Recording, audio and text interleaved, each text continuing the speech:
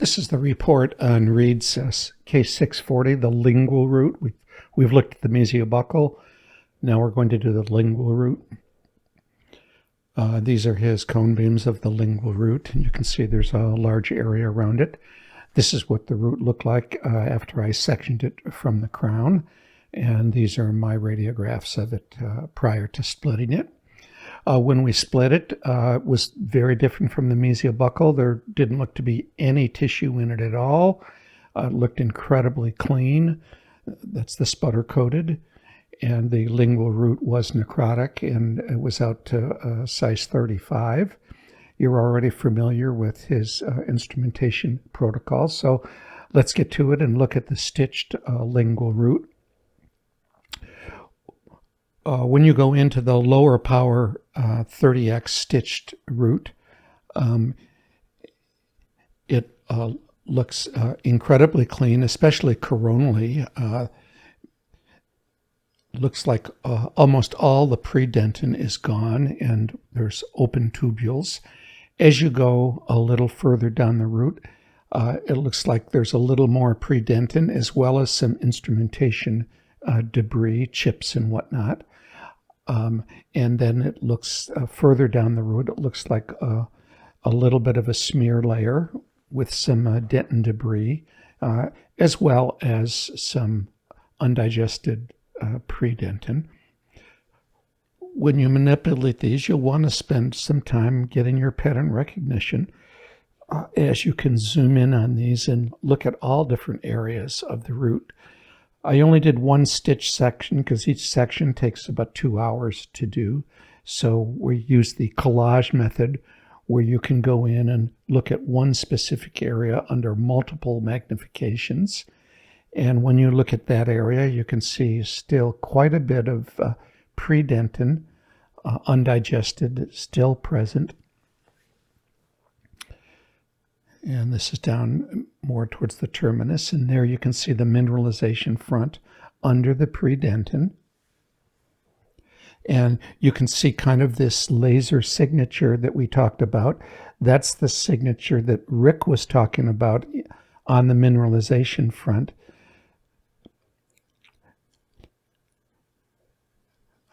There's what Rick was talking about, and I'm talking about more the predentin leaflet appearance of the predentin. When you go into another area, more of the mid-root area, you can see some instrumentation debris as well as some predentin that is still present. But in none of these areas was any bacteria evident. And here you can kind of see the area where it was not touched by the instrument that actually looks the cleanest. And here you can see kind of that leaflet pleated look that's a signature for the use of the laser.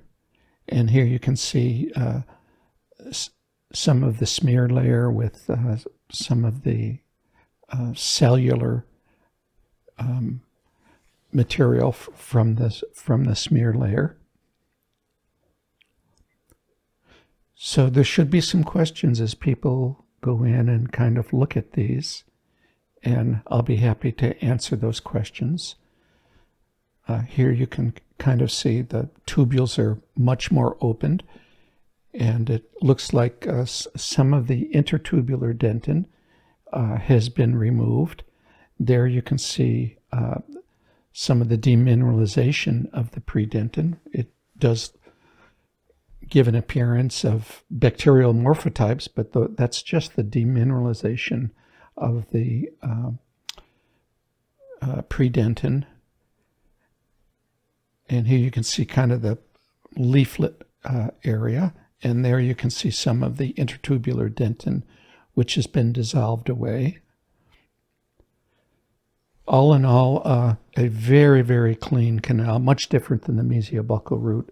No evidence of any pulpal tissue, no evidence really of very much bleeding or red blood cells, and a pretty well digested mineralization front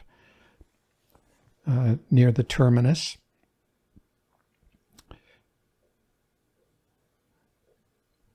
When you look at this, you can see the mineralization front fairly well. Intact smear layer, some dentinal tubules, but most of the intertubular and peritubular dentin is still present there. And when you go in where the predentin is being demineralized, it gives that appearance of bacterial morphotypes, but those are not. So that's the case.